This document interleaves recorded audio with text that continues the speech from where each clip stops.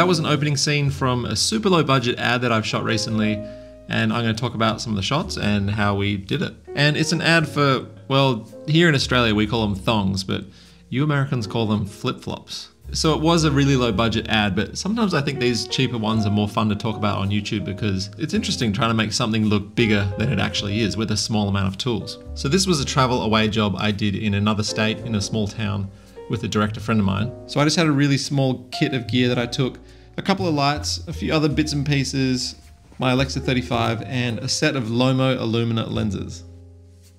So when I got there, we scouted a bunch of locations and found the different times of the day we wanted to be in each of those spots. So this first shot here of this car pulling in, this was done really early in the morning, and the only thing we really did with this shot was just get VFX to replace this branding at the top to put the company's logo in there. Then he walks into this bar and there's this scene where he takes off his shoe and then throws at the TV, which turns it on. And then it's this old style National Geographic program of how this product came to be, which is what the ad is about. So the moment with him standing there, we lit this with a 300D with a CTO gel on it going into this umbrella, which are really good for traveling because you can just sort of fold them up and tuck them down the side of a tripod case. So I usually just try and bring a couple of those on travel jobs. And then this diffusion tube here was from a company called Lightsock, and inside of it is a Titan tube, which is just sort of wrapping that light around into his face a bit more. And then above him, there's another Titan tube giving that sort of cool colored edge.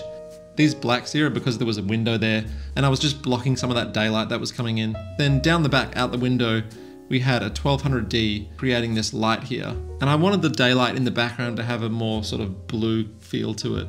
But because we only had a small amount of gear and the 1200 was our brightest light, I didn't want to have to put a full blue gel over it and then lose a lot of the level from doing that. So instead, I just changed the Kelvin on the camera down to like 3200, which made the daylight go more blue.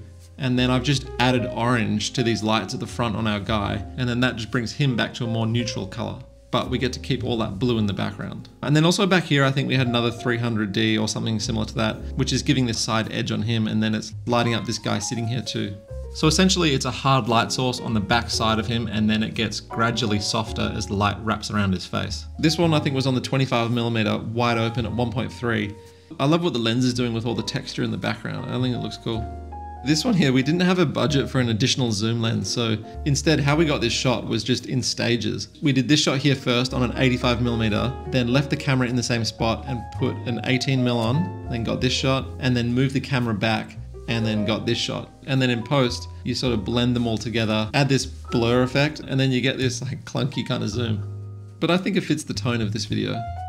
So this shot here with it flying through the air, we got a piece from the middle of a turntable Lazy Susan thing, cut it down and then put it on the end of a wooden stick. We did a few different practices in the office to find the right angle that we wanted, and then ultimately settled on this one. And then we just mounted this stick to the camera with a magic arm. And also I had this little LED light on the camera here, just to lift the exposure level on it up a little bit. And then VFX just removed this stick in post, and it works pretty good.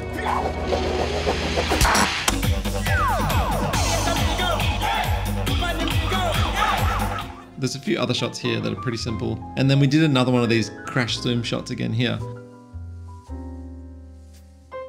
We did this one here first on the 85mm, then again put the wider lens on, and then went all the way up on the top of this hill and got this version.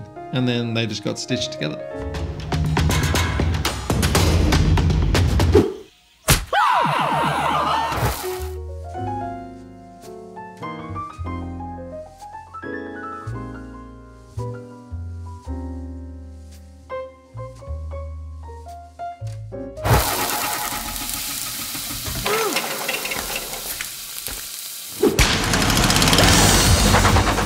This moment here with her holding it, we just had that mounted to the camera.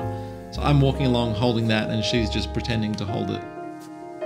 Alright, that's it. Just a short one today. But thanks to everyone who checked out the questionnaire recently for the cinematography tutorial videos that I'm making, where I'm diving deeper into things like lighting and blocking and pre-production. And thanks to everyone who left feedback about what videos you want to see more of. So if you haven't had a look yet and want to check it out and leave any feedback, there's a link below.